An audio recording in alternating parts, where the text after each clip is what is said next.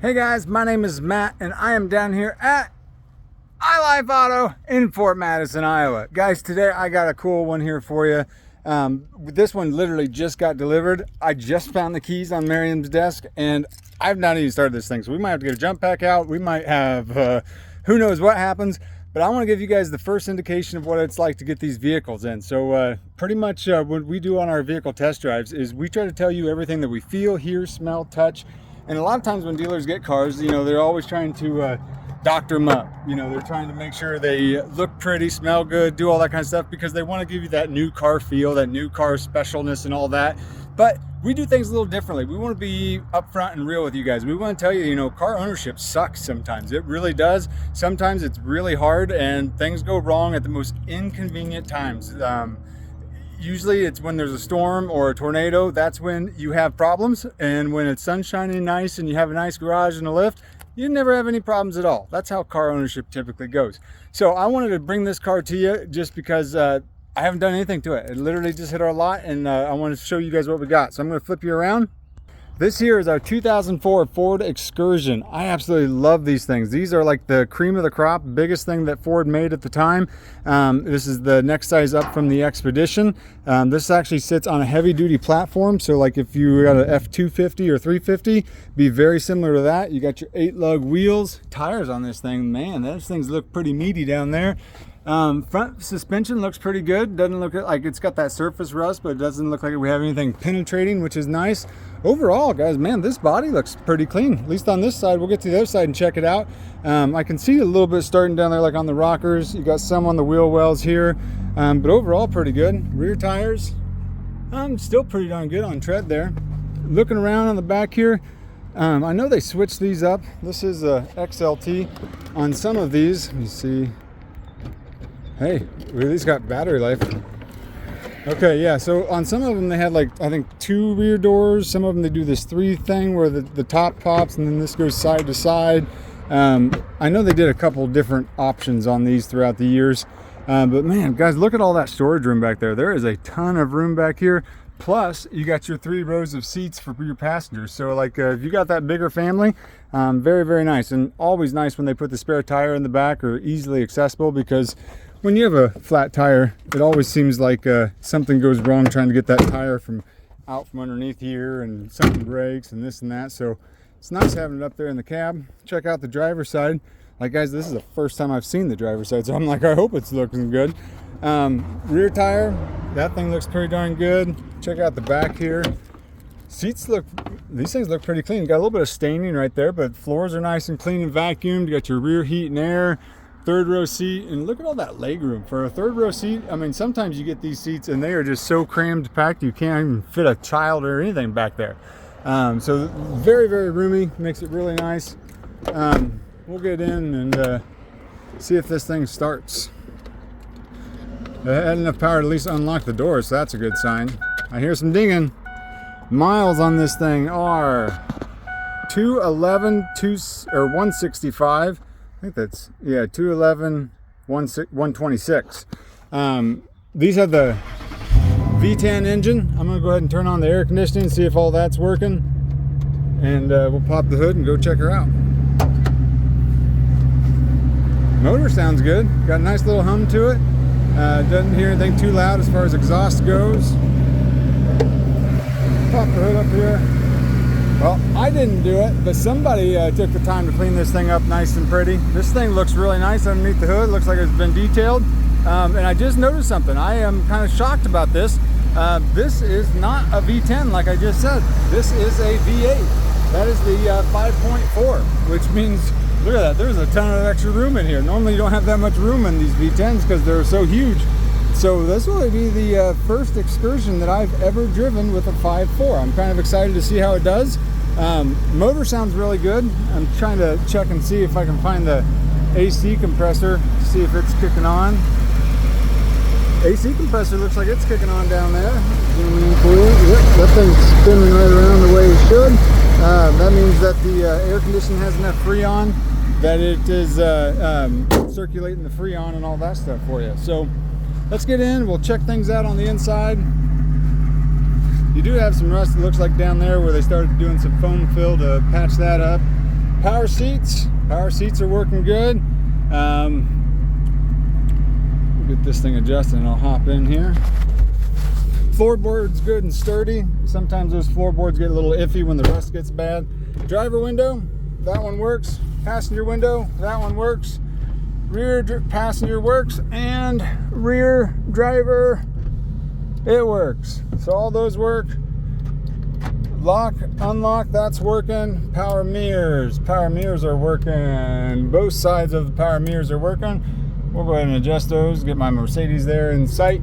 All right, we'll turn the rear on, make sure that's working in the rear. I guess, yeah, we'll put it up here. You got some storage up here, like your sunglasses. There, your visor. Hey, you get the fancy little lights. Hi guys. All right, so first thing I'm noticing, you got an error code down here on your brake controller. A lot of times that's just with the not being plugged in. So we'd have to plug it in the trailer, see if that's working. Got your cup holders. No. Uh-oh. Okay, cup holders might just be out for right now. You got your factory stuff in there for your CDs, for whoever listens to CDs still. You got your cup holders down here. Looks like these come out. Okay, so you got extra storage there if you'd rather not have the cup holders. Got your rear cup holders. Man, this is gonna bug me now. I wonder what's wrong with it. Oh, there it goes. I just had to lift up a little bit. All right, you got cigarette lighter there. Let's see if it's got an owner's manual. No owner's manual in this one. Radio, check that out. I hear noise. We'll turn it to a music station. In these final hours. Okay, radio's working good too. So I'm going to do a quick four-wheel drive test on this one. This one being that it is a Super Duty is going to mean that you have the locking hubs on the outside. So the locking hubs are a really nice feature as far as they're durable. They last. Everything on those are just a lot more solid. But the bad news is you got to get out and lock them in. They're not the automatic locking ones like they have on the vacuum ones on the F-150. And so that is kind of a downside there. I'm in a great big giant vehicle here and I got a little tiny Mercedes behind me. I'm hoping I don't eat it. Nothing like parallel parking with one of these big beasts. Alright, don't eat the Mercedes.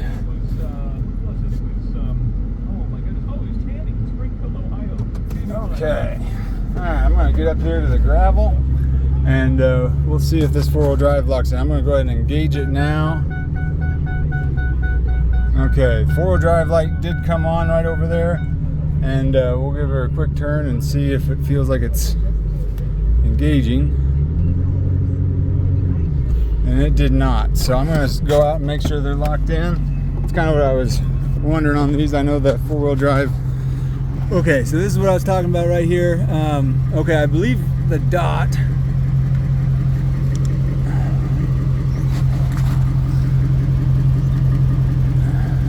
Started to turn. Let's see what the other side does. Hello.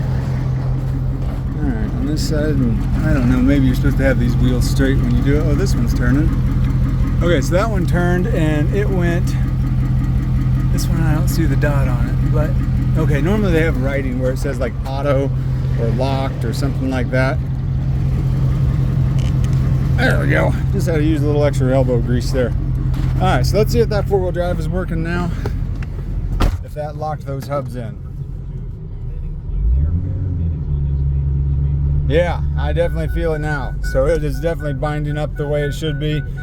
So pretty much where that system works, like I was saying, is your front transfer case is what goes into four-wheel drive, and then your axles actually have to lock, otherwise they won't catch the CV axle, or I think it's a CV axle on these. I'm not sure. It might be a solid axle, but it's what grabs onto it, so it actually spins your front tires. With that being said, you leave them out when you don't need them typically, just because it makes your wheel bearings last longer. Pain in the butt in the wintertime to have to get out of your truck and lock those in, but it doesn't really hurt them too terribly bad when you leave them in. Like, I know guys that'll leave them in like all winter and stuff, and they might go through a wheel bearing or something just like a little bit sooner than they should, but not like it's a terrible thing here. So sneaking out of my parking lot here, Gauges, gas gauge is a little low. That's just because I haven't filled it up with gas yet. Oil pressure looks good. You got your transmission over here. I'm gonna clean my screen off here. Oh, my screen looks good. I guess it's just my sunglasses. You got your transmission temperature over there, and then your motor temperature. Tachometer is working, and speedometer is working. It's saying that we got a door jar light, so I'm gonna double check my doors real quick and make sure that everything is closed up, that I got everything good and closed here before we probably ought to make sure got these things closed. These look good. Alright, so we'll go double check, see if that light goes off, and then we'll go out for our drive. This thing sounds good and quiet though. Okay, so you do have a door jar light on. We'll tinker with that a little bit, just make sure it's nothing, you know, that's going to drain your battery or anything. But it started up, so that's a good sign. Air conditioning feels nice and cool. Blinkers turned on the way they should. Horn sounded good. We'll get up to speed. We'll check the cruise out. Feels like it's got good power. I mean, we're going up a hill right up in here, so I mean, it's definitely going to be under a load right now, and we're accelerating. I mean, I'm not really pushing the throttle real hard, but I was kind of worried, you know, those 5.4s. I didn't know really how they did when it came to these heavy duty. I know they put them in some of the 250s and 350s on these older trucks, and they eventually went to that 6.2 on some of them, just to give that gas option. But I haven't really seen, I don't think I've ever seen a 5.4 in an Excursion personally, and I know I have never owned one before, so I would imagine you're going to get better gas mileage. I don't know, you know, those 5.4s weren't known for getting great gas mileage as it was, but I would imagine you would go from getting like that 10 miles to the gallon with a V10 to probably getting like back up to 15-ish maybe. So, you know, I mean, going cross country or going on long trips or something like that, that would be a pretty nice increase right there. Just set the cruise engage is just fine. I'm gonna hit the brakes here pretty good and get turned around. Brakes feel really good and solid. Rear window wiper, I don't know if, yep, you can see that back there in the rearview mirror. It's working the way it should. Front windshield wipers, they're working the way it should.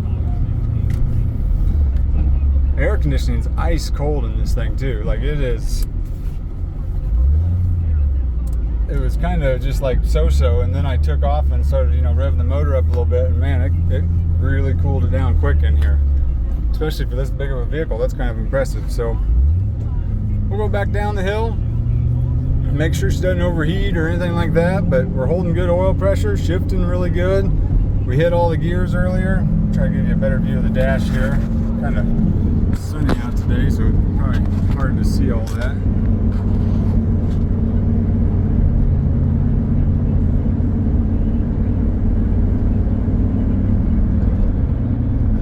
Overdrive. We'll check there's your overdrive off, so it kicks it down, and then you got your overdrive gear right there. So everything does seem to be working on this, guys. I don't see any dash lights on as far as check engine or any of that kind of stuff, other than just that one there for the door jar light. So guys, I think we got a pretty nice rig here. Like I said, this is a 2004 Ford Expedition XLT. It has got 211 on the miles, and it's got that 5.4 motor, 4-wheel drive, cloth interior, but past that it's got all your locks, power windows, ice cold air, tons of room. I might just have to put my wife in this one until we sell this thing, because this is a pretty nice driving rig here. It's really smooth going down the road, don't hear any suspension, brake noise or anything like that. This is a pretty solid vehicle. So guys, I'm going to get off here. If you have any other questions about this, go to our website. We'll have a description, test drive video, all that stuff there. It's www.highlifeauto.com. Once you got your cash, you're ready to buy it. If you want to come down and test drive it, we are at 519 2nd Street in Fort Madison, Iowa, guys. Again, my name is Matt. I appreciate you guys watching this video, and I hope you have a great rest of your day.